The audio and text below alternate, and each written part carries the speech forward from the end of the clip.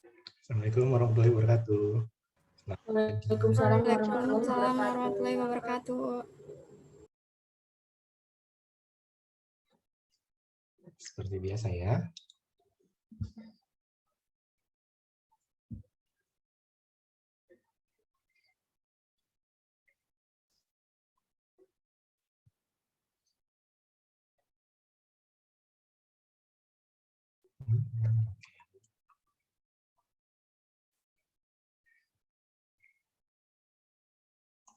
Yang lain on kamera jangan lupa.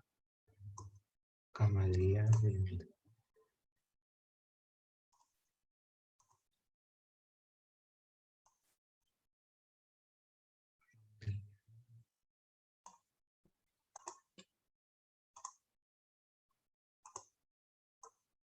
Novita.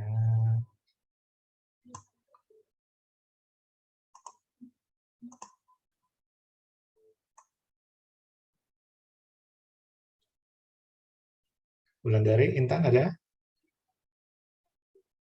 Intan lagi ke toilet, Pak, katanya. Toilet. Oke. Bulan dari.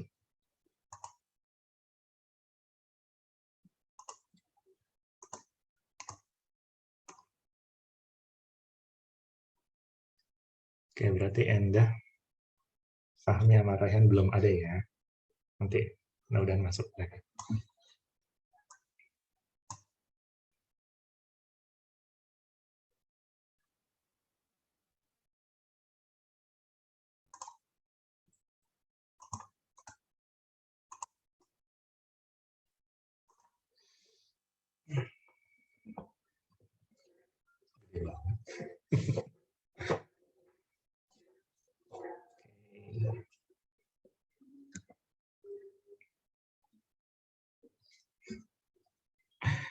Baik. Mungkin kita langsung aja ya. Soalnya kan kemarin kita yang part satunya, berarti sekarang materinya sama, pengembangan sistem informasi, tapi yang part 2-nya. Oke. Bentar.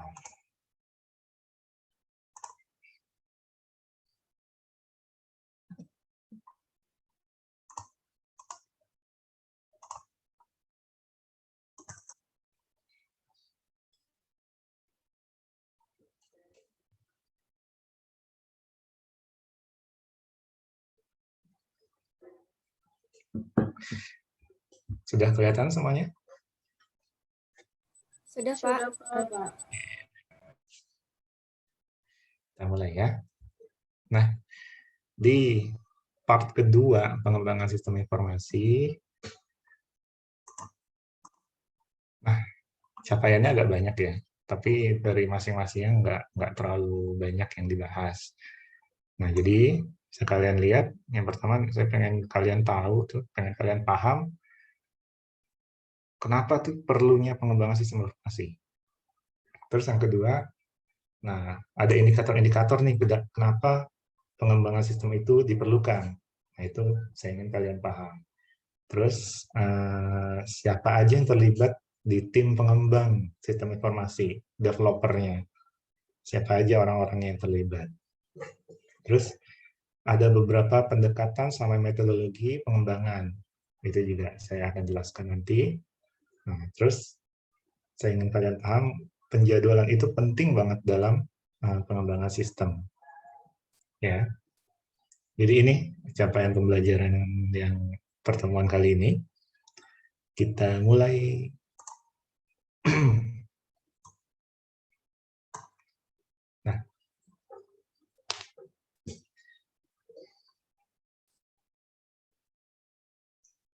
Nah, seiring perkembangan zaman sama dunia IT zaman sekarang, udah jelas sebuah sistem itu nggak bisa digunain selamanya dengan fitur yang sama, dengan fungsi yang sama.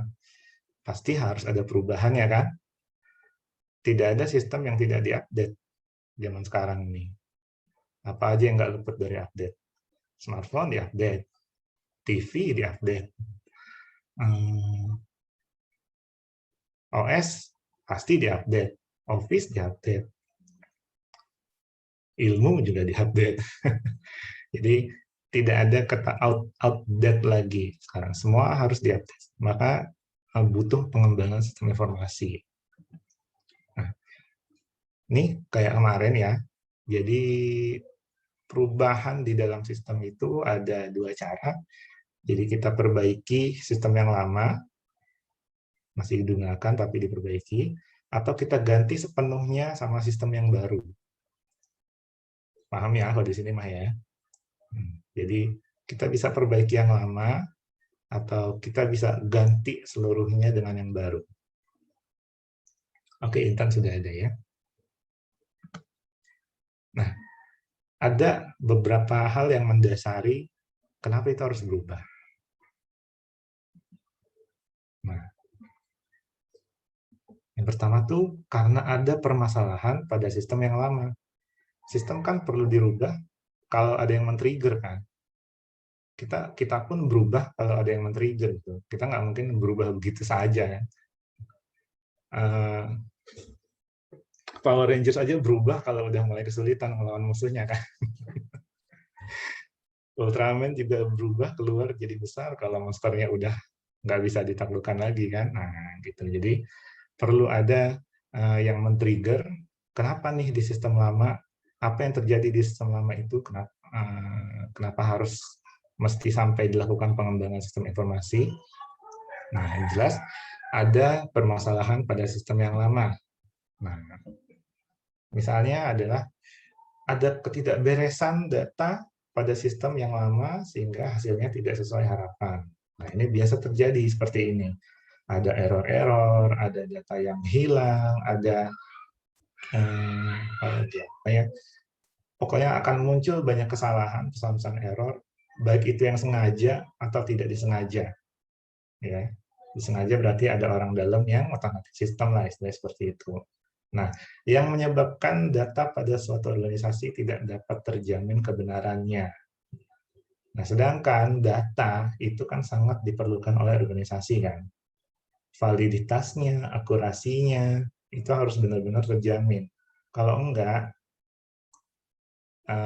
perusahaan atau organisasi akan mengolah data yang salah, otomatis informasi yang didapatkan salah juga kan.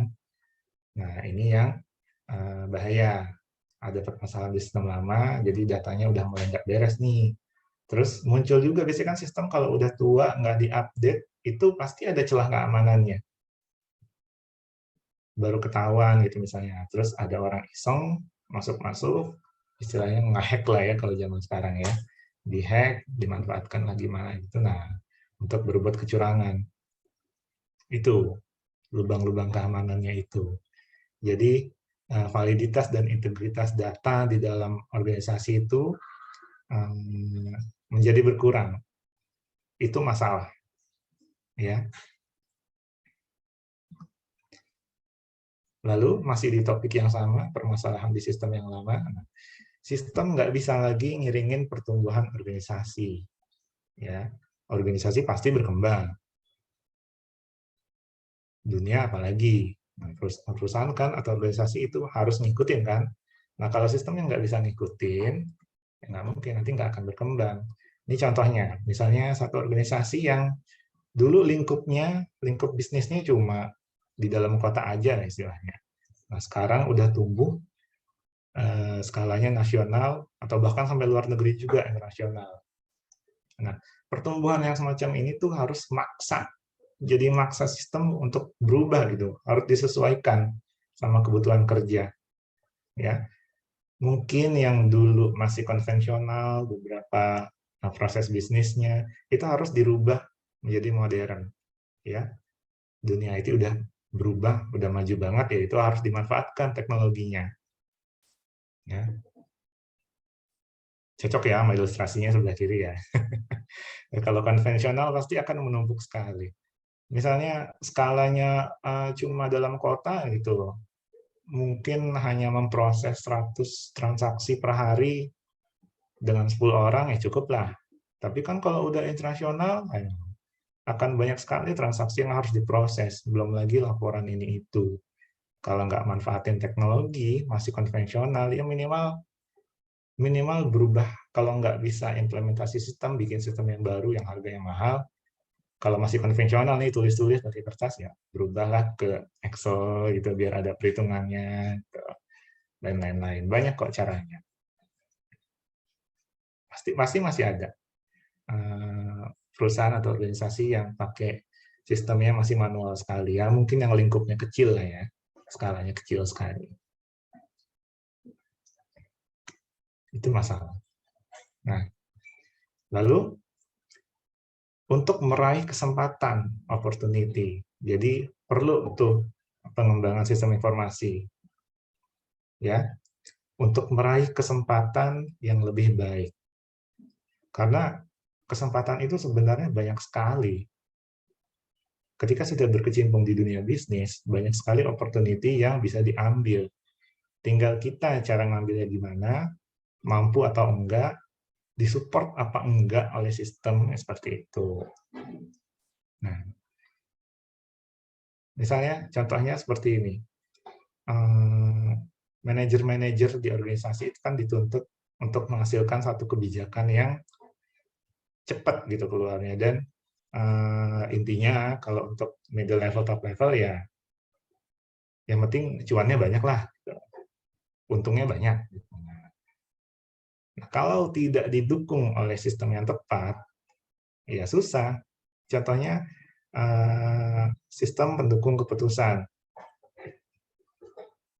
Itu penting, karena akan muncul di situ informasi-informasi yang dibutuhkan para manajer-manajer ini untuk mengambil kebijakan, karena kan informasinya beda, bukan informasi operasional lagi.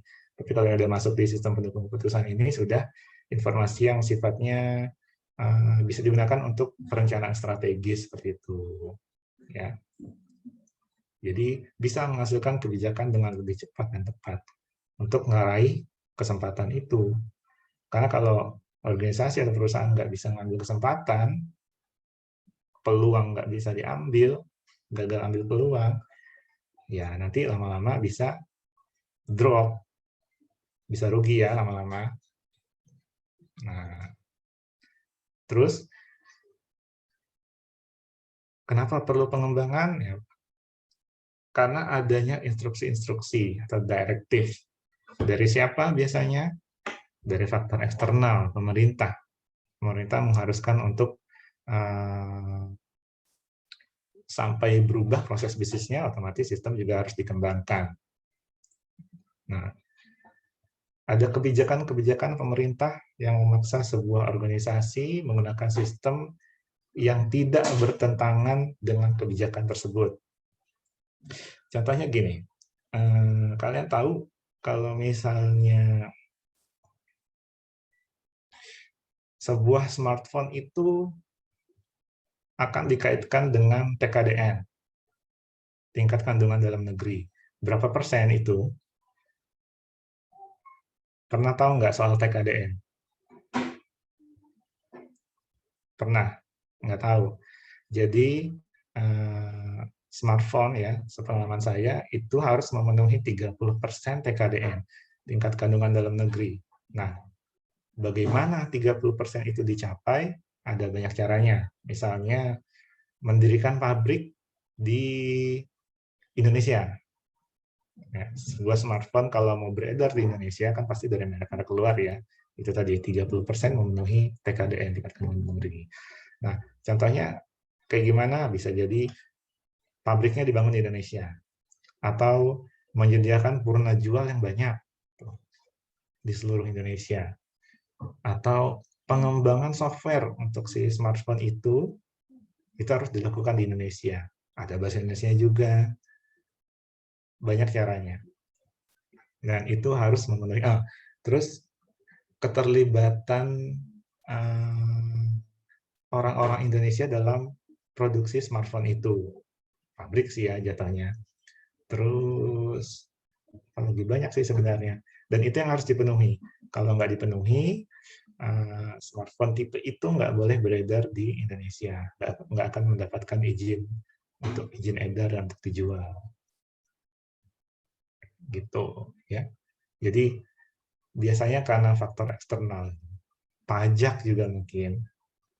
pajak yang berubah, instruksi dari pemerintah, itu biasanya akan memaksa sistem untuk berubah. Oke. Nah, indikator kebutuhan pengembangan sistem. Nah, sekarang indikatornya.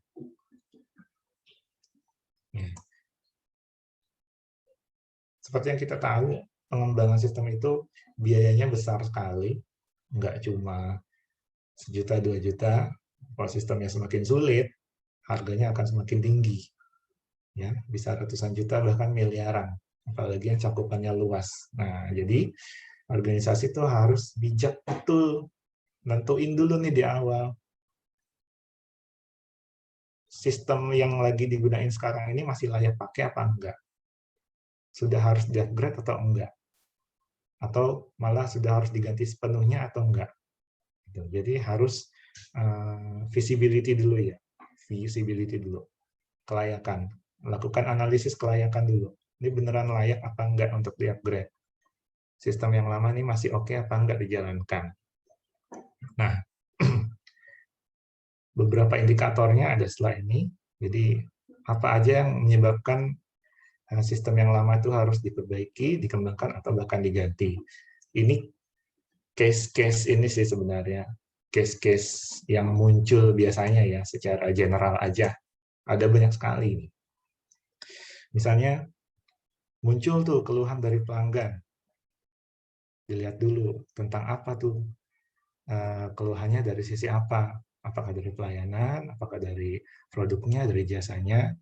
Nah, itu biasanya akan men-trigger perubahan juga terhadap sistem. Ya, apalagi kalau keluhannya semakin banyak, berarti ada yang nggak beres. Pengiriman barang yang sering tertunda.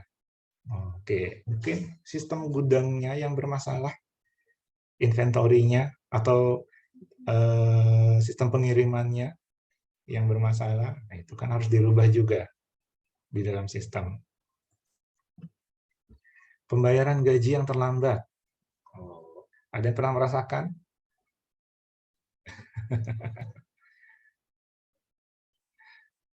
Nah, banyak yang bisa menyebabkan hal ini. Misalnya, apakah perhitungan presensinya cepat, gitu, siapa tahu lambat. Terus perhitungan uang makannya tepat atau enggak. Terus perhitungan cuti, izin, tidak hadir alfa, itu kan harus cepat ya. Semakin banyak karyawan yang ada di dalam perusahaan, otomatis semakin banyak juga data yang harus diolah. Nah, kalau sampai ada pembayaran gaji yang terlambat, siapa tahu ada masalah di sistem itu. Jadi, sekarang kan udah zamannya payroll ya sebenarnya. Ada sistem payroll, jadi gaji udah otomatis aja, tinggal dikirimkan oleh bank di hari yang sudah ditentukan, gitu, di tanggal yang sudah ditentukan. Nah, tapi kalau masih ada gaji yang terlambat juga, berarti ada yang nggak beres di dalam sistem. Laporan yang tidak tepat waktu. Nah, jelas. Apa yang menyebabkan laporan itu tidak tepat waktu? Banyak. Bisa jadi dia tidak mendapatkan informasi dengan cepat. Jadi laporannya melambat. Nah, informasi yang tidak tepat itu karena apa? Mungkin karena pengolahan data oleh sistemnya itu lambat. Jadi harus dirubah. Memang banyak hal, tapi ini termasuk yang salah satu men-trigger kenapa pengembangan sistem itu diperlukan. Gitu. Isi laporan sering salah. Nah, sama kan terkait dengan yang tadi. Mungkin data yang diolah itu salah, ya otomatis informasi yang dikeluarkan juga salah.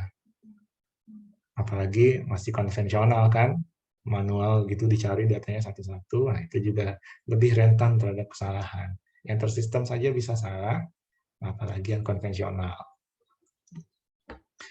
Tanggung jawab yang tidak jelas, tupoksi sih ini biasanya ya. Jadi mungkin si A di level yang sama, dia tanggung jawabnya, kalau kita ngomongin angka ya, ada 10 gitu. Tapi si B 20 pada levelnya sama. Nah, pembagian tupoksinya nggak jelas, tanggung jawabnya ini nggak jelas juga. Dan siapa yang berwenang juga mungkin tidak tertata dengan rapi. Nah, ini harus diperbaiki sistemnya. Ya. Sekarang kan sudah ada key performance indicator ya, itu udah banyak diimplementasi sama perusahaan-perusahaan ya. Nah, dan itu bisa mendorong kinerja dari siapa saja yang terlibat di perusahaan itu. Waktu kerja yang berlebihan, lembur mulu. Ada yang senang lembur mulu, ada. Karena berarti uang tambahan kan untuk dia. Tapi kalau lembur melulu, berarti ada sistem yang salah nih. Berarti ada sesuatu yang berjalan dengan lambat. Ya, kalau nggak disengaja ya, kalau ini mengharuskan. Kecuali ada yang sengaja memang ambil lembur untuk tambah-tambahan gitu. Nah, kecuali kalau macam di pabrik lah, produksinya butuh cepat, memenuhi permintaan pasar, lembur, nah itu oke lah, nggak masalah. Nah, tapi kalau setiap saat nih pekerjaan di kantor misalnya itu memerlukan lembur, berarti ada sistem yang salah. Entah itu dari cara kerjanya dia, atau pengolahan dari sistemnya itu yang kurang cepat atau kurang tepat. Ya. Ketidakberesan kas, udah nih. Kalau udah menyangkut kas, agak sensitif ya, jadi memang laporan-laporan seperti ini keluar masuknya harus lebih jelas lagi, harus lebih aktual lagi. Kalau enggak, pasti perhitungannya ada aja yang salah. Dan itu berbahaya bagi organisasi. Produktivitas tenaga kerja yang rendah. Dia udah semaksimal mungkin kerja, tapi manual. Nah, ya mau gimana? Mereka tidak terbantu, mereka sudah bekerja semaksimal mungkin, tapi tidak produktif karena prosesnya tuh bertele-tele dan manual. Itu. Jadi memang alangkah baiknya dibantu oleh sistem untuk meningkatkan produktivitas juga kan sistem itu. Banyak pekerja yang menganggur. Wah, jam kerja malah ngerokok ke warteg, ke rumah makan, gitu. Banyak berkeliaran. Itu banyak di itu sih. Saya nggak menyebut deh. Ya, ini juga mungkin terkait dengan sistem yang kurang jelas. Terkait juga dengan tupoksinya mungkin terlalu sedikit. Jadi makin nggak produktif lah mereka. Gaji buta. Kegiatan yang tumpang tindih. Oh, ini penjadwalan yang tidak tepat nih akan menghasilkan banyak tabrakan di kegiatan yang dilakukan sehari-harinya. Ya. Tanggapan yang lambat terhadap konsumen. Sekarang kalau konsumen mau melayangkan keluhan, banyak sekali kan channelnya. Lewat telepon bisa, lewat internet, lewat web bisa, lewat sosmed pun bisa, atau sampai layanan keluhan itu yang masuk sampai di koran, itu juga bisa. Nah, sekarang tinggal perusahaannya aja mau nggak mengikuti ke arah sana. Di istilahnya ada orang-orang yang khusus menangani ini, masuk di sosmed, masuk di email, standby di telepon, itu harus ada. Ya, jadi konsumen mau apa itu bisa cepat dipenuhi dan diselesaikan dengan baik. Kehilangan kesempatan kompetisi pasar. Ini sih udah agak berat ya, karena kan berlomba-lomba sekali di dunia bisnis itu. Jadi kalau sampai kehilangan opportunity dalam kompetisi, itu udah bahaya. Makanya perlu sistem, ya, atau sistem yang lama harus diperbaiki. Kesalahan-kesalahan manual yang tinggi. Wow. Ya, ini kalau sistemnya masih konvensional sekali, masih mengandalkan dokumen-dokumen yang ya masih ditulis tangan, dihitung manual, dan lain-lain. Nggak mungkin lah zaman sekarang bisa seperti itu. perusahaan-perusahaan kecil, atau bahkan toko aja, agen-agen di pasar dulu kan saya pernah masuk. Mungkin kalau di pasar saya underestimate dulu kan. Paling hitungnya manual kan, ditulis-tulis. Enggak tuh, ternyata mereka punya mesin kasir sekarang. Semua sudah terdata, barang apa tinggal diklik aja. Ada komputernya malah. Itu baru benar. Sistem itu nggak mahal kok kalau yang untuk UMKM ya, setahu saya. Persediaan barang yang terlalu tinggi. Nah, mungkin ada yang salah dengan supply chain manajemennya. Ya, jadi ada kesalahan perhitungan di SCM, jadi salah nih, justru malah persediaan barangnya banyak banget, padahal sebenarnya permintaannya tuh nggak banyak. Bisa jadi ada kesalahan di sana. Harus ada yang diperbaiki. Pemesanan kembali barang yang tidak efisien. Ini mungkin lebih ke arah kebijakan ya. Jadi barang-barang itu tidak dianalisis dulu sebelumnya, kebutuhannya benar untuk barang itu atau tidak, benar-benar dibutuhin atau tidak. Kadang kan kita beli barang yang enggak. Beli barang tuh berdasarkan keinginan ya, bukan kebutuhan. Itu nggak boleh. Harus ada yang dirubah. Harus dianalisis dulu sebelumnya.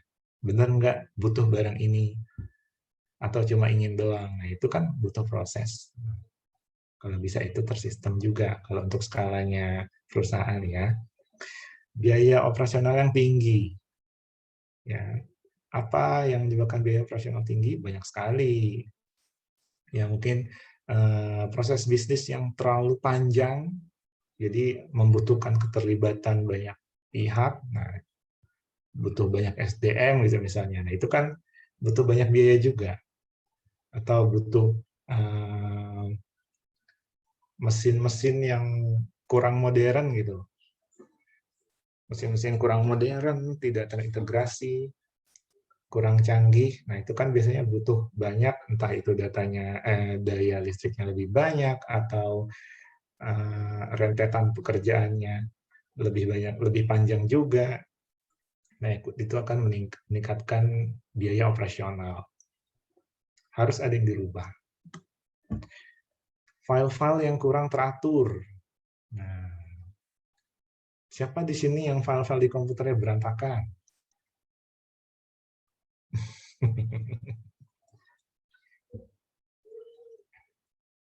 Ini kalau di internet diibaratkannya kalau desktopnya laki-laki itu bersih, tapi kalau desktopnya perempuan tuh amburadul sama shortcut gitu. Dokumen di situ, aplikasi di situ, semuanya jadi satu. Nah, ini nggak usah ngomongin organisasi perusahaan deh. Kita sendiri, kalau file-file yang nggak teratur, ketika kita mau nyari file-file yang penting, sulit apa enggak? Sulit dong. Sulit banget, Pak. Apakah sudah mulai berubah? Kita kan harus punya konsep. Konsep itu kan bisa kita tuangkan dalam sistem yang kita kerjakan. Misalnya, folder ini nih untuk ini. Jadi dipilah betul-betul supaya jenisnya bisa dibedakan. Terus mungkin dari kebutuhannya dibedakan, tanggal dia dimasukkan itu juga diurutkan, penamaannya disamaratakan, kan banyak. Itu kan sistem juga buat kita. Jadi suatu waktu kita membutuhkan file itu, nah kita bisa mendapatkannya dengan mudah. Kita harus punya satu sistem ya untuk diri kita sendiri ya. Ini kalau nggak ngomongin perusahaan dulu ya, supaya kebutuhan kita terhadap data dan informasi itu bisa terpenuhi dengan cepat. Keluhan dari supplier karena pembayaran tertunda. Nah, bisa jadi ketidaksinkronan antara supply chain management sama bagian keuangan misalnya. Ada data yang mungkin salah diolah, jadi otomatis informasinya datang terlambat gitu. Ujung-ujungnya pembayaran tertunda. Kan ini jadi memperkeruh hubungan antara organisasi dan supplier dong ya. Berarti harus ada sistem yang dirubah di sini. Ya, harus dideteksi dulu kesalahannya. tumpukan back order, ya. Tertundanya pengiriman karena kurangnya persediaan barang. Bisa jadi mungkin bagian gudang, antara bagian gudang dengan supply chain manajemennya kurang baik juga. Ada sesuatu yang salah di sistem itu. Kan pengiriman tuh harus jalan terus secara berkala dengan tepat kan. Orang kalau misalnya dikirimin barang lama nih, kita beli barang dari e-commerce, kita dikiriminnya lama, bete juga kan. Nah, padahal dia tuh perusahaan bukannya sengaja nggak ngirimin gitu, tapi ya gara-gara persediaannya tuh nggak ada. Nah, itu harus dikelola dengan baik. Jadi harus dianalisis betul antara permintaan sama persediaannya, itu harus balance gitu. Investasi yang tidak efisien. Invest di mana-mana tapi nggak balik modal. Gitu. Harus betul-betul dianalisis ya kalau mau investasi. Minimal analisis kelayakan dulu. Ya, layakkah investasi ini untuk dijalankan, untuk diambil? Gitu. Kalau enggak kan yang ada rugi. Misalnya kita mau investasi di cryptocurrency gitu, tapi zaman sekarang memang lagi tinggi-tingginya, tapi suatu saat kan pasti akan drop sejauh-jauhnya. Nah, rugi apa enggak? Nah, gitu. Mining, Bitcoin. Ya. Peramalan penjualan dan produksi tidak tepat. Nah, mungkin dari bagian marketingnya salah, sistemnya, atau bagian pabriknya nih, untuk bagian produksinya, ada sistem yang kurang tepat atau kurang cepat, itu harus dirubah. Ya. Pekerjaan manajer yang terlalu praktis. Manajernya nggak ngapa-ngapain ya. Semua yang kerja bawahannya dia ongkang-ongkang kaki aja. Enggak, itu harus ada yang dirubah sistemnya. Berarti dia kurang dilibatkan dalam proses bisnis yang tersistem nih apalagi ya. Nah, itu butuh keterlibatan dari semua pihak, baik dari yang level bawah sampai level atas. Ya, walaupun dengan sistem informasi yang berbeda-beda, tapi semuanya harus terlibat. Karena kan sistem informasi yang berbeda-beda itu untuk mereka akan terhubung juga jadi satu di sistem informasi yang utuh secara keseluruhan milik perusahaan itu. Gitu. Nah, ada lagi nggak kira-kira kenapa butuh pengembangan sistem informasi? Ini contohnya sih udah habis ya. Tapi kalau contoh dari kalian, misalnya di dunia sekolah gitu, waktu itu, ini harus butuh sistem nih harusnya, nggak seperti ini gitu. Pernah nggak? Di sekolah ya, Pak? Iya. Emang maunya di mana? Kan kalian sekolah kan sebelumnya. Kalau di sekolah saya sih, kalau sistemnya udah bagus sih, Pak, udah lumayan. Wih, Tapi, udah canggih. iya, Berbeda. Kayak soalnya gimana? Ceritakan sistem canggihnya. ya kayak cuman mungkin bagian keuangannya aja kali ya sekarang masih kayak ngantri di apa sih di bagian Loket. keuangannya gitu ya kalau misalkan mau pembayaran kan bisa misalkan sekarang kan bisa digital mungkin ya Pak bisa lewat misalkan m-banking gitu mungkin nanti kali ya Pak tapi menurut saya udah bagus sih. Oke.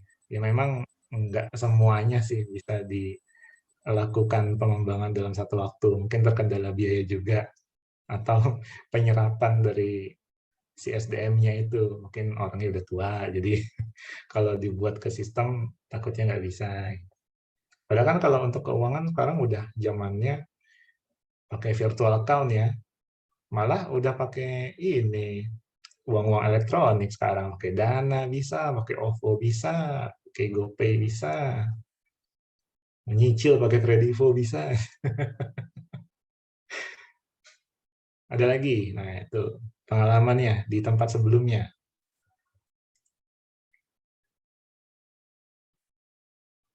Di tempat apa Pak sebelumnya nih?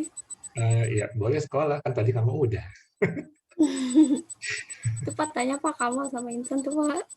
Iya, atau tanya Sinchan tuh.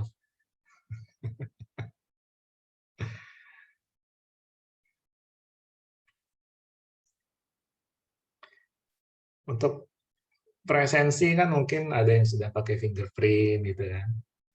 Atau mungkin di masa pandemi ini, dulu kantor saya berubah deh, nggak jadi pakai fingerprint gitu, dirubah ke sistem presensi secara ada punya punya sistemnya sendiri, ada toolsnya, jadi tinggal login aja di situ, tinggal login presensi ya. Memang mungkin pengawasannya kurang ya, jadi kalau cuma sekedar absen di sistem gitu, walaupun itu absennya pulang, pergi dan pulang gitu.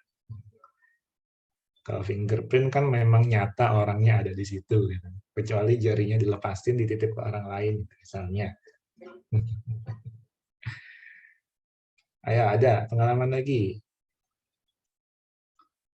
di sekolah dulu gimana? Ada nggak yang sudah tersistem dengan baik? Atau yang belum tersistem, yang kalian ingin tuh harusnya itu tersistem gitu?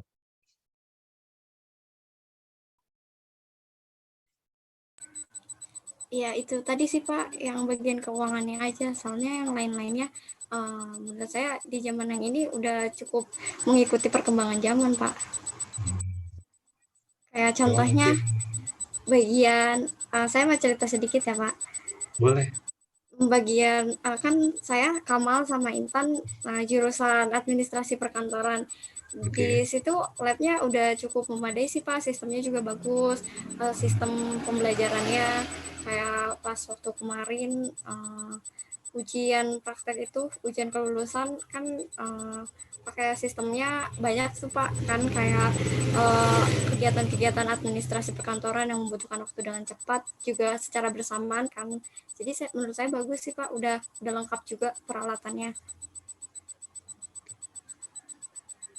Berarti kalau saya nanya Kamalia sama Intan, berarti jawabannya sama aja ya.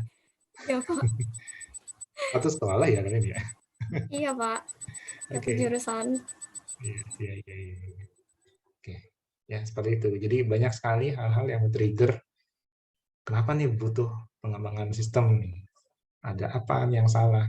Ada kekurangan apa? Ada kelemahan apa? Nah, di situ dibutuhkan pengembangan sistem. Ya. Nah, pengembangan sistem informasi dilakukan untuk semakin mendukung kegiatan organisasi. Jelas, ya. Sistem itu dijalankan untuk siapa lagi kalau bukan untuk organisasi itu sendiri.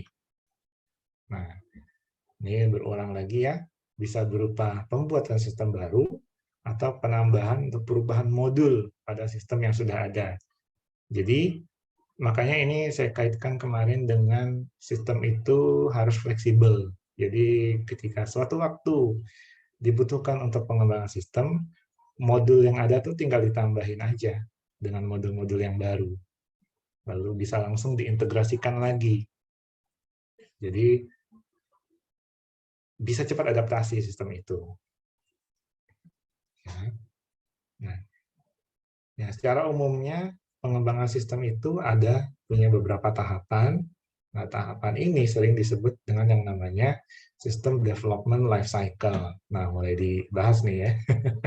Tapi untuk SDLC sendiri ada di pertemuan berikutnya untuk lebih mendalamnya. Ini baru pengenalannya aja sedikit. SDLC itu apa sih? Gitu. System Development Life Cycle. Siklus hidup pengembangan sistem. Ya, pengembangan sistem itu ada siklusnya. Dan itu biasanya looping. Nanti akan dibahas. Lalu, siapa saja tim pengembang sistem informasi, posisi-posisi apa aja yang terlibat di dalam tim pengembang sistem informasi, developer.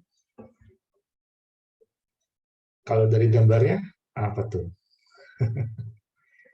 Ya, project leader.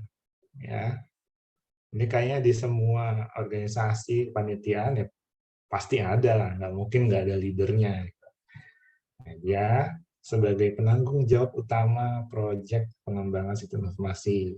Ya, pucuknya ya udah jelas dia bertanggung jawab. Nah, dia harus bisa ngatur waktu dan sumber daya. Jadi manajemen waktunya harus bagus, manajemen biaya juga, manajemen SDM-nya juga harus mampu. Jadi pengembangannya bisa diselesaikan sesuai target. Ya, karena dalam pengembangan sistem informasi kan harus jelas ya, harus terjadwal. Prosesnya berapa lama, waktunya berapa lama, biayanya berapa banyak, itu kan terkandung di dalam proposal kan. Nah, itu dia harus mampu ngatur itu sebagai seorang project leader. Nah, sebaiknya dia tidak merangkap jabatan lain untuk menghindari konflik kepentingan. Nah, ada kalanya dia juga merangkap sebagai sistem analis gitu, atau merangkap sebagai programmer juga. Nanti ribet deh kalau udah kayak gitu sih. Akan ada konflik kepentingan, misalnya dia jadi, misalnya ketika dia bergabung di programmer, jadi dia yang ngendaliin banget itu, terus programmer jadi merasa kurang bisa explore dalam mengembangkan sistem itu. Jadi banyak deh. Jadi kalau bisa seorang project leader itu ya udah dia sebagai leader aja. Dia bertanggung jawab aja. Dia atur waktu, biaya, sumber daya, tenaga dan lain-lain. Nggak perlu terlibat langsung di posisi yang lain dalam waktu yang bersamaan. Sistem analis. Ini anak SI banget sih sebenarnya, sistem analis nih. Jadi dia itu tugasnya menganalisis kebutuhan user. Dia melakukan analisa. Ya. Kan kemarin proses analisis panjang ya, sudah dijabarkan ya. Nah itu dia kerjanya sistem analis. Nah kebutuhan user yang sudah dianalisis ini dia dokumentasikan lagi. Ya. Dia kumpulkanlah ke dalam satu dokumen teknis yang bahasanya itu mudah dipahami oleh anggota tim, khususnya untuk sistem desainer nanti. Karena setelah dari sistem analis, akan beralih ke sistem desainer. Nih, sekalian lihat di gambar misalnya. Sebelah kiri itu user yang dia memaparkan proses bisnis yang sedang terjadi di perusahaan itu seperti ini, alurnya seperti ini. Nah, sebelah kanannya itu sistem analis. Jadi dia akan menggambarkan betul alur proses bisnisnya seperti apa. Kalau user kan mungkin taunya ya data-data biasa ya. Kalau sistem analis toolsnya beda lagi. Dan ini yang akan kita bahas nanti setelah UTS. Toolsnya itu banyak, diagramnya itu banyak sekali, dan itu untuk menggambarkan arus data dan informasi dalam sebuah sistem itu bagaimana. Intinya begitu, ya. Nah, sebaiknya sistem analis ini punya pengetahuan yang bagus di bidang sistem informasi. Jelas, karena itu biasanya orang-orang SI kalau sistem analis itu. Ya, walaupun mungkin nanti ada yang melenceng juga ya. Nggak semuanya ke sini, karena ini ribet juga. Nah, saya pun nggak ke arah sini. Tapi kalau tekun sekali dan memang minat ke situ, ya bisa jadi sistem analis. Nah, pengetahuan di bidang SI sama pengembangan perangkat lunak. Jadi, dia bisa mentransformasikan hasil analisis dari user ini supaya sistem desainer bisa bikinin gimana modelnya untuk dikerjakan oleh programmer. Gitu.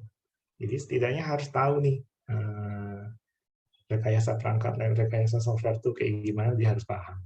Makanya di SI sekarang ada banyak materi tentang programming. SI loh. Nah, kalau SI zaman dulu nih saya, itu tentang programmingnya nggak terlalu banyak. Tapi kalau sekarang agak beririsan sama TI jadinya. Udah banyak masuk ke ranah teknis. Jadi biar tahu juga. Karena sistem analis jangan cuma tahu konsepnya aja gitu. Tapi setidaknya tahu juga alur dari teknisnya itu seperti apa. Itu ya kalau menjadi sistem analis. Nah, ada juga sistem desainer. Dia tugasnya mendesain gambaran sistem berdasarkan dokumen teknis tadi itu ya, hasil analisis kebutuhan user dari sistem analis. Dia gambarkanlah, dia desain secara logical dulu ya, UI-nya seperti apa, nanti pengembangannya kira-kira pakai apa, mudahnya pakai apa, database-nya pakai apa, dia yang mendesain semuanya. Ya, dia representasikan betul desain itu ke dalam bentuk yang dipahami sama si programmer. Jadi programmer itu tinggal kerja. Programmer itu kalau udah programmer itu jangan diajak analisis lagi. Mereka nggak ke arah sana proses kerjanya. Ya, mereka akan mengikuti desain sistem yang sudah dibuat, yang memang itu untuk mereka gitu loh hasilnya. Representasi hasil desain sistem itu memang untuk mereka.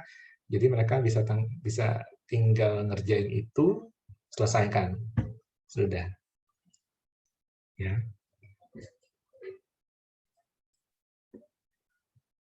Jadi setelah dianalisis, digambarin ya sama sistem desainer, lalu gambar ini ya dibuat sistemnya, dibuat kode programnya sama si programmer. Kok jadi langsung ke programmer ya? Ya, jadi dia mengolah, kalau si programmer ini ada jelas mengolah desain sistem yang telah dirancang oleh si sistem designer dengan menuliskannya dalam bentuk kode program. Oke, kalau programmer nggak usah banyak dibahas sih, udah tahu lah. Mungkin yang masih agak-agak asing sistem analis sama sistem designer ya, karena mungkin kalau orang awam tahunya programmer itu yang ketemu langsung sama usernya gitu untuk langsung ngedesain sistem, ngebikin sistem, enggak. Itu butuh orang khusus lagi, ada alurnya lagi kalau mau lebih baik lagi ya pengembangannya. Asal ini hasil analisisnya harus baik dulu, makanya butuh sistem analis. Terus penggambaran konsepnya secara logical itu harus dilakukan oleh sistem designer. Jadi si programmer ini tidak terbebani banyak pekerjaan itu. Dia fokus pada penulisan kode program aja. Ya. Terus dia juga mengeksekusi perubahan atau misalnya ada kesalahan ya diperbaiki yang teridentifikasi pada sistem. Karena nanti kan sistem dites dulu dong. Dites dulu misalnya ada error ya dieksekusi lagi, dia perbaiki lagi. Ya. Teknis.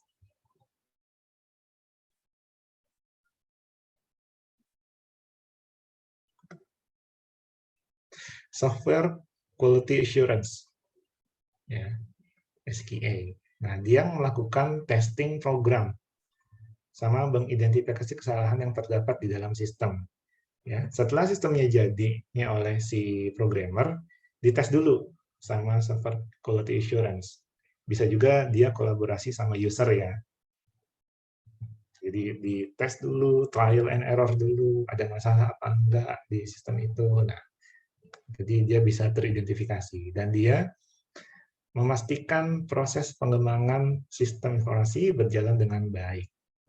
Jadi produk yang dihasilkan sesuai dengan yang diharapkan. Ya. Namanya juga quality assurance ya, penjaminan mutu. Gitu. Jadi harus terjamin mutunya. Jadi outputnya tuh harus benar-benar tepat dan berguna untuk si organisasi itu. Jadi pengembangannya tuh nggak salah sasaran. Betul-betul sesuai dengan tujuan organisasi. Oke. Ya, jadi timnya itu ya. Ada project leader, ada sistem analis, ada sistem designer, ada programmer, ada software quality assurance. Ya. Mungkin akan ada banyak turunannya lagi semacam database administrator, tapi itu biasanya merangkap di programmer sih. Kalau dikhususkan sendiri, biasanya itu sistemnya yang benar-benar besar gitu. Benar-benar harus butuh orang yang banyak dalam pengembangannya. Biar load kerjanya bisa disesuaikan. Nah, dalam pengembangan sistem, kita lihat lagi, ada beberapa pendekatan ya, yang bisa dilakukan. Dari sisi apa? Metodologi yang digunakan misalnya. Nah, ada pendekatan klasik namanya. Jadi dia mengikuti tahapan siklus hidup sistem, SDLC ya, System Development Life Cycle. Dia ikuti tahapannya, tapi nggak pakai alat sama teknik yang memadai. Jadi dia tidak dilengkapi sama proses kerjanya tuh dalam pengembangan, nggak pakai alat-alat sama teknik yang tepat gitu. Kurang canggih. Nah, jadi pengembangan sistem otomatis akan sulit. Walaupun dia ngikutin tahapannya, tapi kalau nggak didukung dengan alat-alat yang tepat kan juga akan menyulitkan kan dalam prosesnya gitu. Otomatis biaya maintenance-nya pun jadi mahal. Kemungkinan kesalahannya juga pasti lebih besar lagi. Sistem konvensional itu kan akan banyak sekali kesalahan. Apalagi pengembangan sistem dengan cara konvensional, pasti akan ada banyak kesalahan lagi.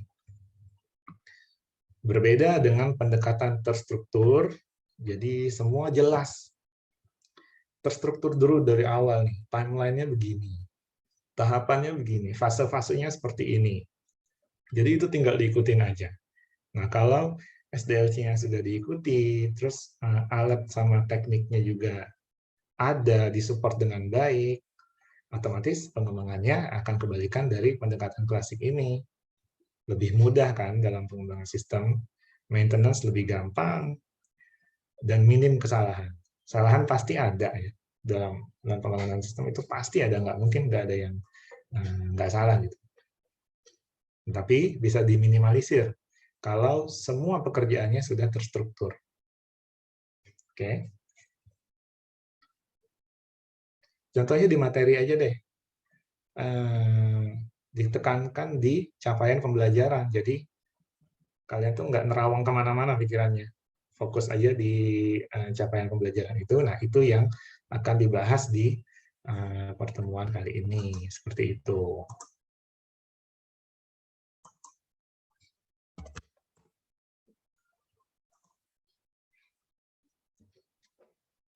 Itu dari metodologi yang digunakan. Nah,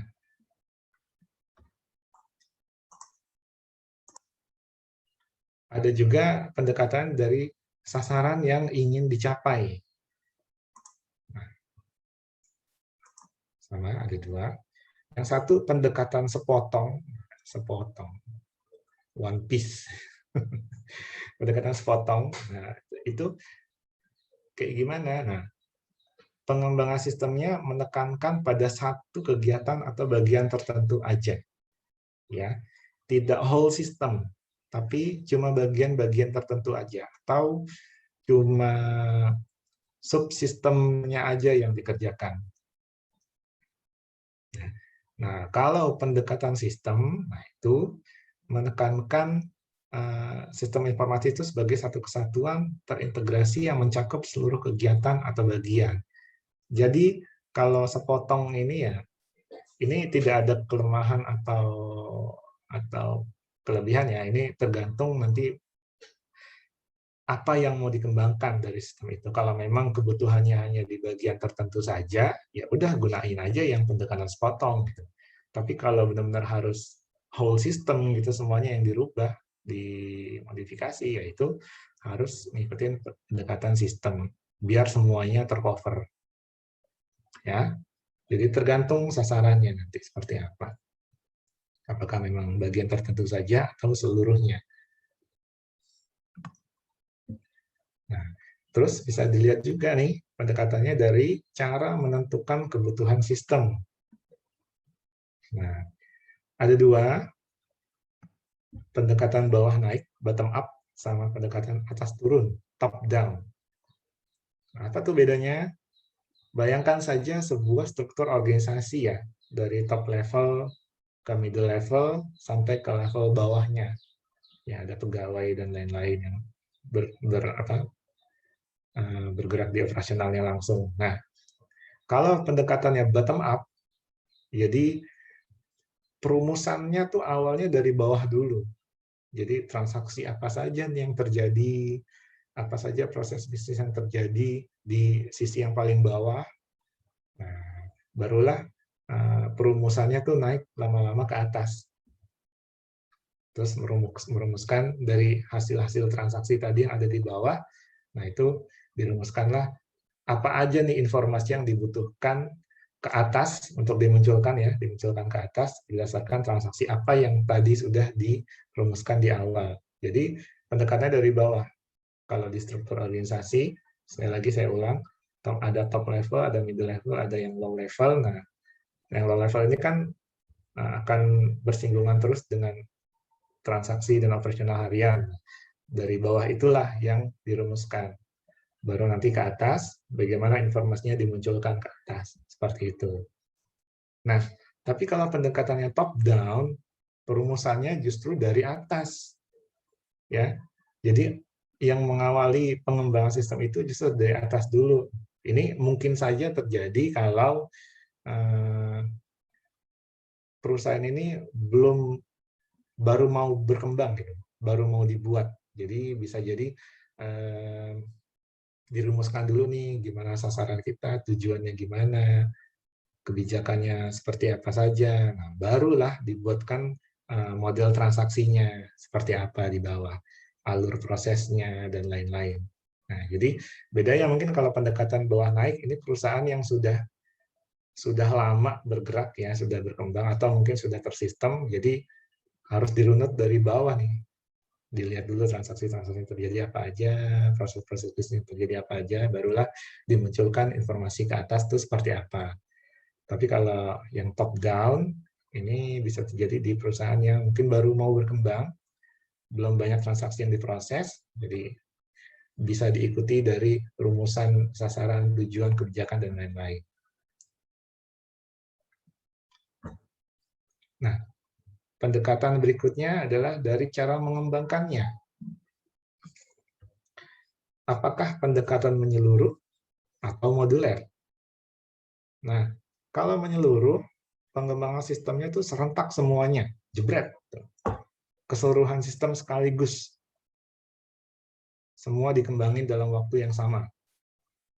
Nah, kalau yang moduler, dipecah-pecah dulu sistem yang rumit itu jadi beberapa bagian atau modul yang lebih sederhana untuk dikembangkan. Ya. Jadi ini ya nggak ada minus plusnya sih ya. Ini tergantung kebutuhan. Apakah dia butuh pengembangan secara whole system? Nah, kalau sistem memungkinkan nggak untuk dikembangkan seluruhnya dalam secara serentak dalam satu waktu yang sama, otomatis kan butuh orang banyak ya. Ataukah bisa modular gitu. Kalau modular kan ya bagian-bagian tertentu dulu dibenerin, nanti kalau udah benar beralih ke bagian yang lain lagi, kalau udah benar beralih ke bagian lain lagi, baru nanti pada akhirnya disatukan itu semuanya. Ya. Bedanya kayak gitu. Tergantung kebutuhan dan tergantung dana sih biasanya. Kalau yang modular pasti lebih murah. Lalu berdasarkan teknologi yang digunakan, apakah dia menggunakan grid loop approach atau evolutionary approach? Nah, yang satu lompatan jauh, yang satu berkembang. Nah, kalau yang lompatan jauh, yang grid loop approach ini, perubahannya menyeluruh serentak pakai teknologi yang canggih. Nah, kalau yang berkembang, yang evolutionary approach ini, ya penggunaan teknologi yang canggih itu cuma di bagian-bagian tertentu aja yang perlu. Ya, saat itu bagian ini memerlukan teknologi ini. Nah, bagian itu aja yang diimplementasikan teknologi yang canggih itu. Nah, dan ini akan terus berkembang mengikuti kebutuhan. Nah, lagi-lagi apa yang membedakan dari dua ini? Dananya. Kalau pakai grid loop approach, ya dananya harus great juga dong. Nah, dananya harus besar juga. Nah, tergantung kemampuan organisasi atau perusahaan. Gitu. Nah, kalau yang berkembang ini lebih realistis ya harusnya ya. Jadi berdasarkan kebutuhan dulu nih. Takutnya misalnya nih, kalau pakai teknologi canggih, orang yang kerjanya cuma bagian administrasi aja, transaksinya nggak ribet, cuma ngetik-ngetik doang, tapi oleh perusahaan di-upgrade kan ke Core i7 gitu. Kan nggak penting juga kan buat mereka. Emang dengan pakai Core i7 bisa dia belum mencet udah ngetik duluan kan enggak.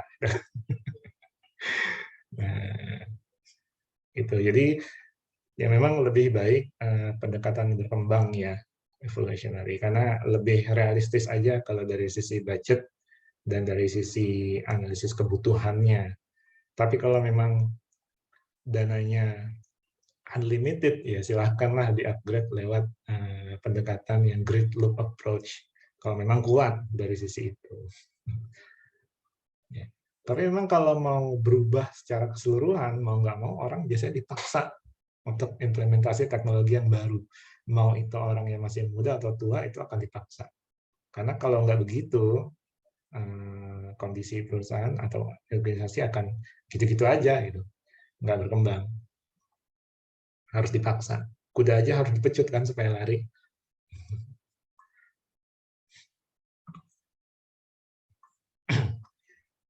Itu tadi pendekatannya. Nah, sekarang metodologi pengembangan sistem.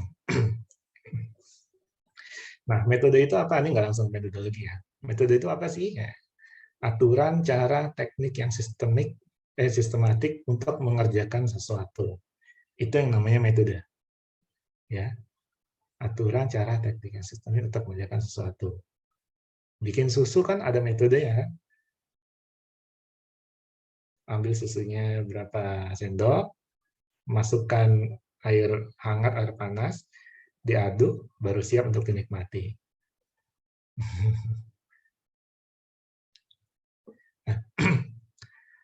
Terus YouTube saya itu yang kolaborasi sama istri saya itu kan juga mengajarkan metode kan, metode memasak gitu ya. Jadi kan gimana caranya, tekniknya gimana, itu kan saya kasih tahu gitu sama istri. Itu nggak ada disclaimer kan, yang masak dia. Nah itu metode. Nah sekarang metodologi. Apa sih metodologi itu? Kesatuan metode-metode. Jadi metode-metode itu dikumpulin jadi satu. Prosedur-prosedur, konsep pekerjaan, aturan yang digunakan oleh suatu ilmu pengetahuan, seni, dan disiplin ilmu lainnya. Itu metodologi. Makanya nanti kalau di skripsi, ada yang namanya metodologi penelitian di bab 2 itu. Nah, tapi mungkin udah pernah bikin karya ilmiah ya kalian ya. Pasti ada yang namanya metodologi penelitian. Itu apa saja yang kalian pakai, metode apa saja, apa saja ya. Ngambil ilham dari pakar siapa, itu kan semua tertuang di situ dan harus dijelaskan. Nah, jadi kalau metodologi pengembangan sistem ya dia adalah metode-metode dan prosedur-prosedur yang digunakan untuk melakukan pengembangan sistem informasi. Ya ini penggabungan definisi aja sih sebenarnya. Ya. Ya, jadi metode-metode apa saja yang dipakai, prosedur-prosedur bagaimana yang dijalankan dalam proses pengembangan sistem informasi.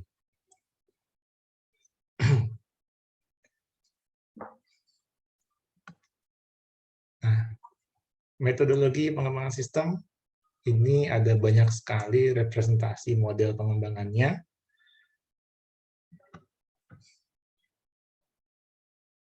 Ya, ini nggak akan dijelasin karena ini contoh saja.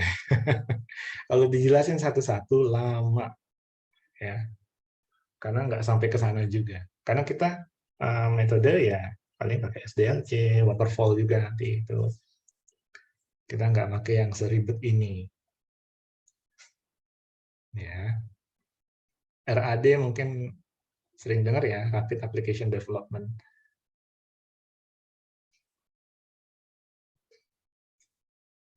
Jadi seperti ini. Ada banyak sekali metodologi pengembangan sistem. Tinggal mau menggunakan yang mana, mampunya di mana, kuatnya di mana, cocoknya yang mana sama karakter organisasi atau perusahaan.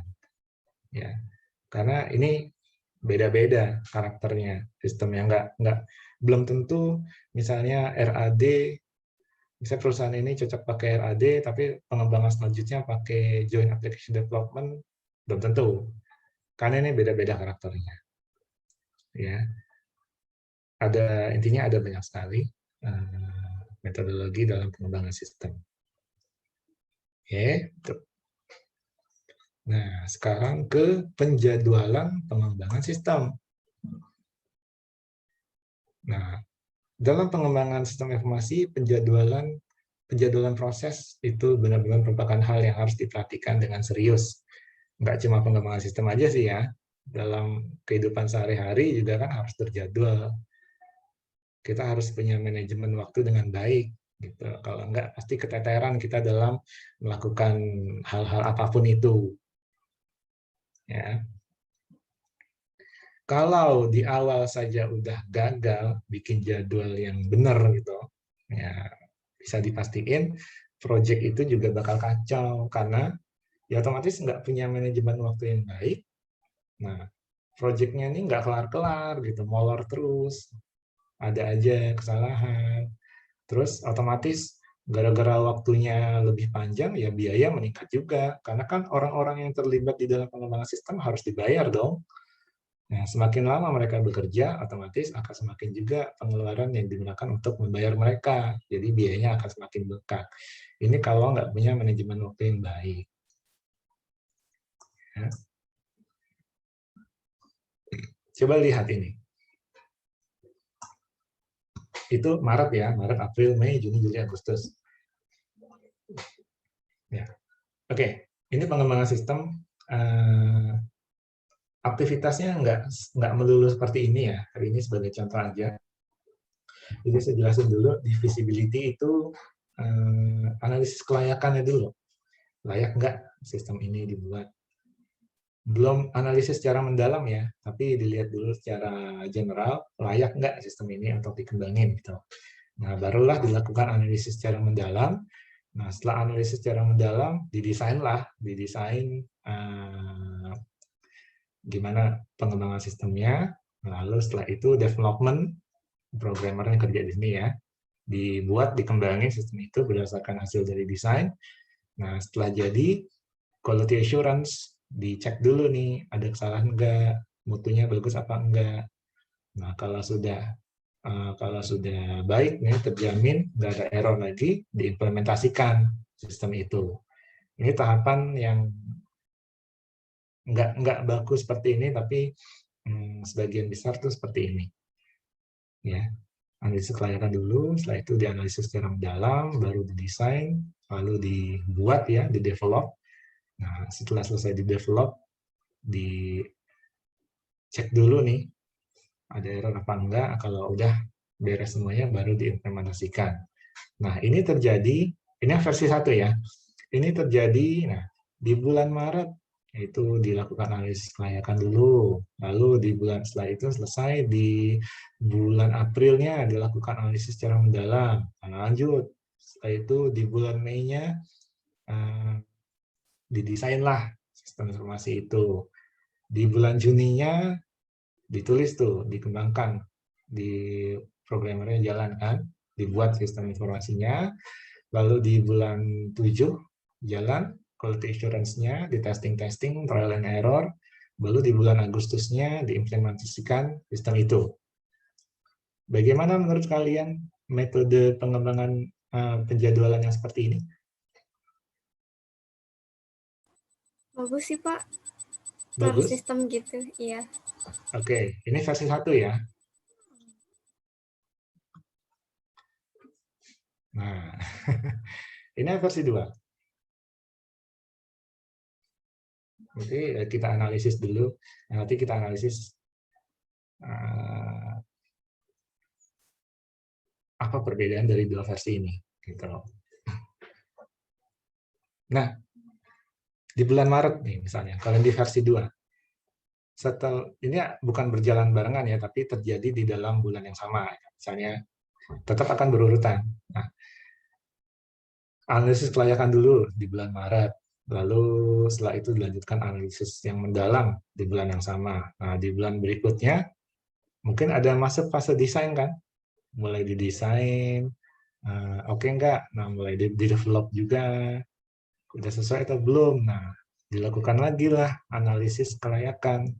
Benar nggak nih udah cocok belum dengan konsep yang ada, yang diinginkan oleh user? Nah, kalau belum, dianalisis lagi dong secara mendalam. Nah, itu terjadi di bulan April misalnya. Dianalisis lagi, terus didesain ulang lagi, lalu ditulis ulang lagi, diprogram ulang lagi, didevelop lagi. Nah, di bulan berikutnya mungkin sudah jadi nih, fase development-nya sudah selesai. Nah, quality assurance jalan dong untuk testing sistem, ya. Di testing lah sistem itu, ada nggak di trial and error, misalnya error di mana, gitu. Misalnya ada user juga dilibatkan, misalnya ada error nggak nih, ada kebutuhan lain nggak nih yang harus di-fix. Nah, otomatis kalau memang itu masih ada, dari quality assurance masih ada catatan, dilakukan lagi analisis secara mendalam. Apa nih yang salah? Metode apa yang salah mungkin dalam pengembangannya? Fase-fase apa lagi nih yang harus dimasukkan lagi? Atau kebutuhan apa lagi yang harus dikembangin di dalam sistem? Otomatis kan setelah itu didesain lagi dong. Nah, setelah itu di bulan berikutnya di Juni baru di-develop lagi. Itu jalan barengan sama desain. Jadi ketika ngedesain sistem itu kan nggak butuh waktu yang lumayan panjang ya. Nah, karena ini sudah hasil koreksi dari quality assurance, nah di bulan Juni itu jalanlah proses development-nya dari hasil desain yang dikembangin di hasil koreksi di bulan sebelumnya. Nah, di bulan berikutnya Juli udah nggak ada lagi desain, udah murni ke development. Nah, mungkin development-nya sudah selesai, quality assurance jalan lagi kan untuk testing system. Nah, di bulan Agustusnya mungkin murni testing system yang dilibatkan lebih banyak lagi nih user-user di dalam sistem itu. Nah, kalau sudah oke, baru dilakukan implementasi di bulan Agustus. Nah, ini versi 2. Bagaimana menurut kalian? Lebih bagusan ini Pak, yang versi kedua daripada yang versi satu tadi. Atau jangan-jangan ada versi lagi nih? Enggak. Perbandingan kan cukup 2. Nah, versi 1 bagus, bentuknya bagus. Tapi belum tentu sistem bisa dikembangkan dengan cara seperti ini. Nggak mungkin. Ya. Nah, ini memang bentuknya nggak bagus, tapi inilah yang terjadi biasanya. Ya, sebagian besar pengembangan sistem ya terjadinya seperti ini. Akan ada proses yang berulang-ulang. Itu tadi, karena mungkin di development-nya ada yang kurang, jadi harus dianalisis lagi. Analisis itu penting, karena kalau dari hasil analisis yang salah, otomatis nanti output-nya juga salah. Gitu. Jadi harus betul-betul nih, sampai development-nya tuh nggak ada analisis lagi. Lihat tuh di bulan 6, 7, 8 itu sudah nggak ada analisis lagi. Artinya secara konsep sistem itu sudah sesuai dengan yang diinginkan oleh user. Jadi tinggal nge-develop-nya aja nih.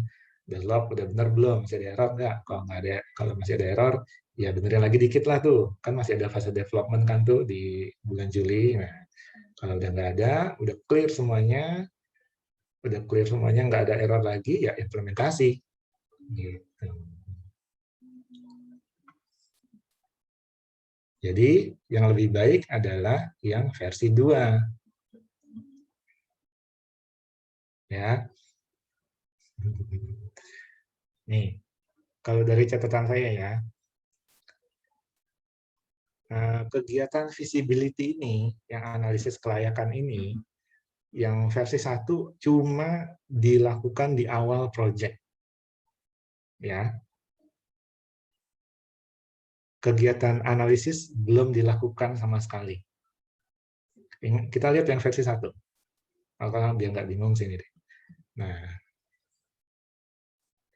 di sini visibility dilakukan di awal doang. Jadi analisis juga belum dilakukan. Nah, baiknya kalau sudah dianalisis, kan muncul nih kebutuhan sistem seperti apa, ya kan? Nah, dicek lagi analisis kelayakan lagi. Kalau analisis kan yang mendalam ya, yang visibility kan cuma kelayakan nih, ini cuma dipaparkan.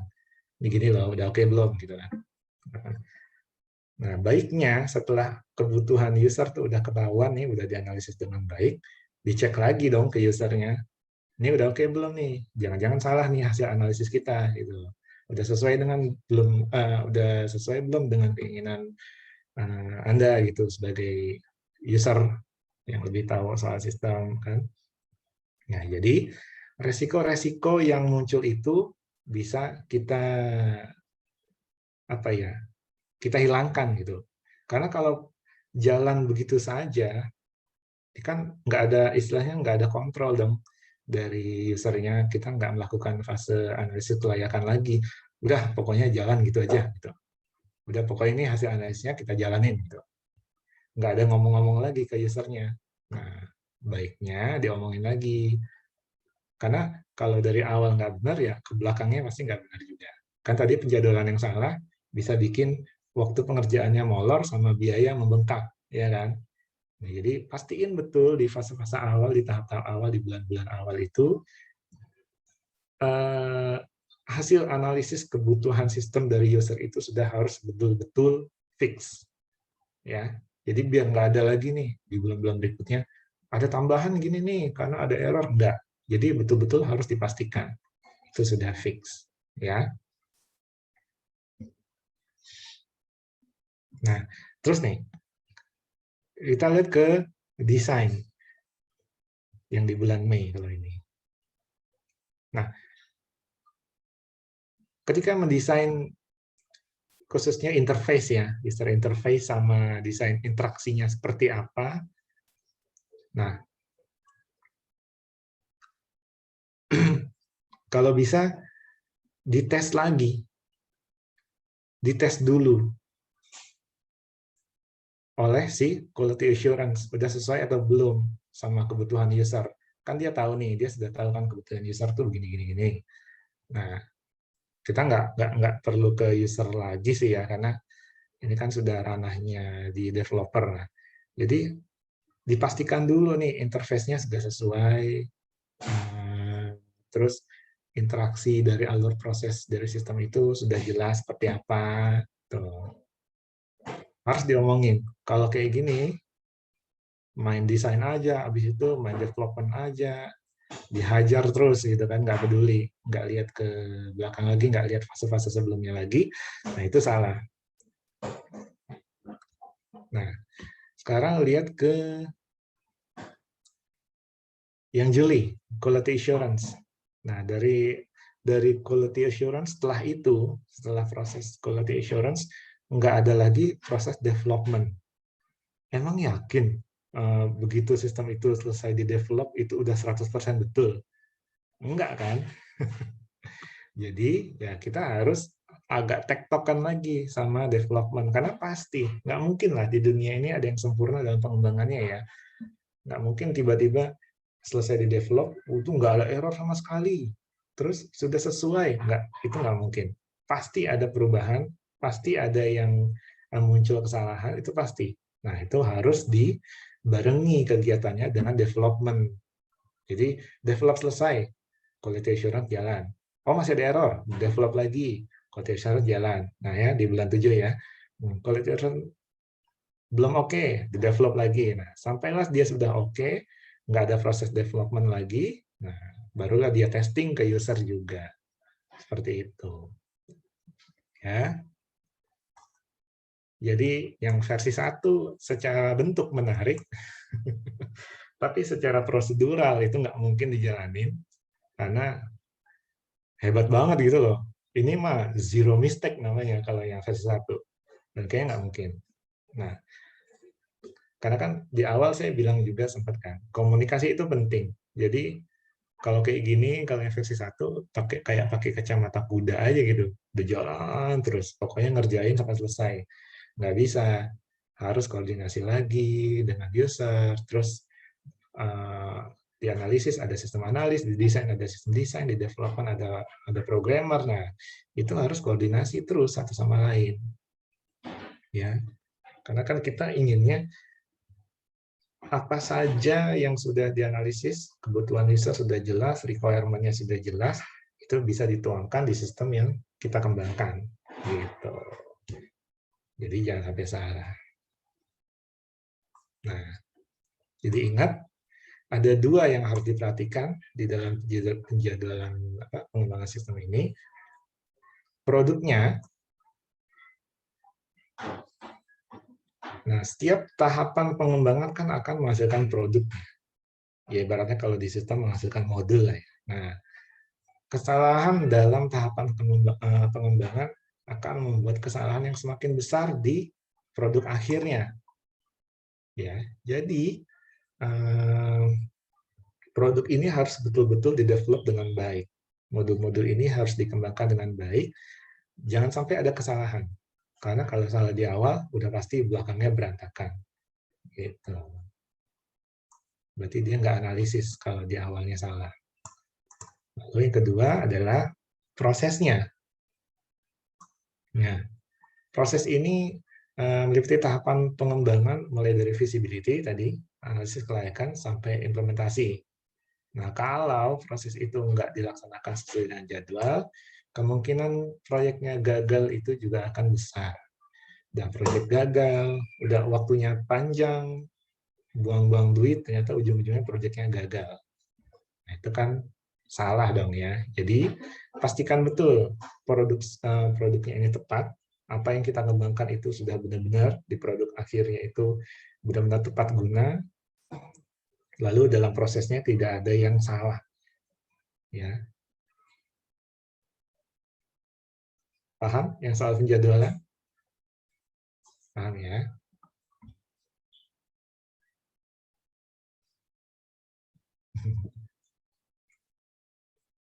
Habis pemirsa.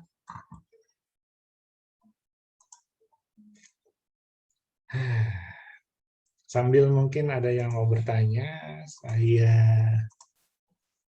presensi lagi. Oh, Endah sudah ada. Tadi udah ada ya. Fahmi? Fahmi? Raihan? Ada, Pak. Oke, Raihan. Fahmi?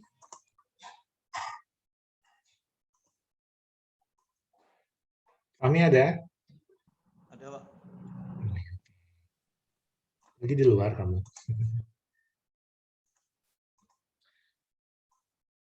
Alhamdulillah pertemuan 2, 3, 4 ini hijau semuanya. Good. Ya. Tadi Raihan masuk jam berapa? Enggak ini saya. Ya, Pak. Tiduran, Pak. Oh, enak ya. Iya, enak, Pak. Nggak ingat kalau kuliah dia. Ingat, Pak. Cuman bablas saya, maaf, Pak. Santai. Yang penting lah nilai saya mah. Ya, Pak. Biasa pemuda. Pemuda itu harusnya semangat loh. Minimal nyapu gitu kan pagi-pagi habis sholat subuh. Itu Aulia di pojokannya Novita ya? Jendelanya sama tuh soalnya. Oke, ulang dari nongol. Ya.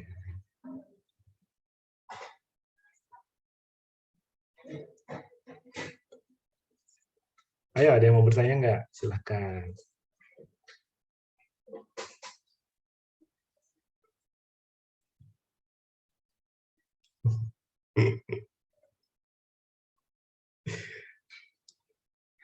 Pertemuan depan nanti SDLC. 31. Pertemuan depan belum puasa, depannya lagi udah puasa. Wah, ini malah banyak yang ketiduran nanti nih, habis subuh nih. Lagi kenyang-kenyangnya, nanti tahu-tahu jam 8 nggak berasa kan. Akan seperti raihan-raihan lagi. Ibadah, Pak, ibadah. Ibadah ya. Saya pernah sampai ngeledekin adik saya. Tuh, dia tidur, ya maklum lah masih kuliah kan ya. Sekolah, kuliah gitu. Kuliah deh, kuliah. Waktu zaman kuliah kemarin ini dia tidur, dia bisa bangun tuh pas zuhur.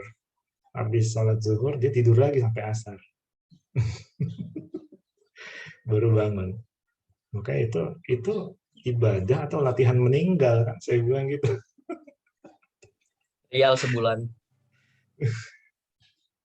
Nggak produktif gitu. Orang kok puasa malah menurunkan produktivitas. Jangan.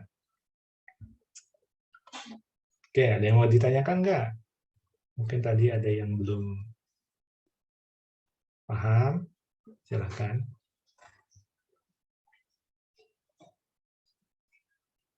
Pokoknya sistem mulu dari kemarin. Ya, prodinya ya sistem informasi. Sistem, intinya sistem. Input, proses, output. Data, proses, informasi. Gitu-gitu aja. Simple. Simple tapi rumit.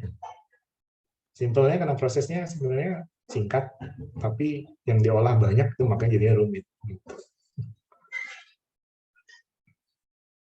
Silakan kalau ada pertanyaan. Habis ini mata kuliah apa ya? Pemrograman visual, Pak. Ya. Selamat pusing tapi kayaknya gampang kalau visual ya. Lumayan lah, Pak.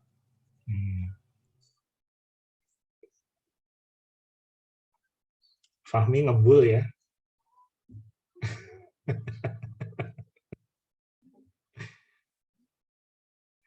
Berapa bungkus hari?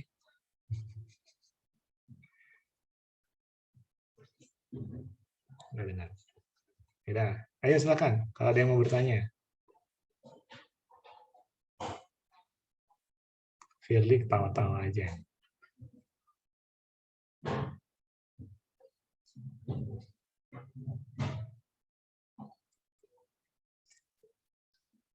Jadi udah paham semua nih ya? Udah paham semua ya kalian, anak-anak pinter yang dapat A semua ya? Amin. Kan kemarin saya berkaca dari yang kemarin ya. Mudah-mudahan yang sekarang juga begitu. Ya.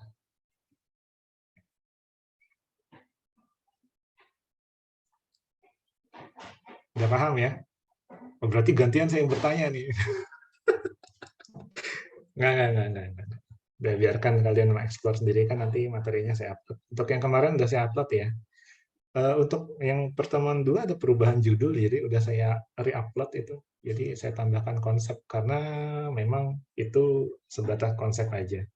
Kalau yang awal kan konsep dasar sistem informasi. Nah, kalau yang kedua saya namakan konsep dasar konsep analisis dan desain. Jadi ada sedikit perubahan. Kalau bisa di-download ulang saja ya untuk pertemuan kedua.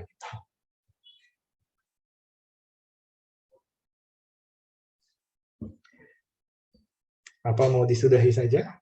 Supaya kalian bisa nafas untuk perkuliahan yang berikutnya.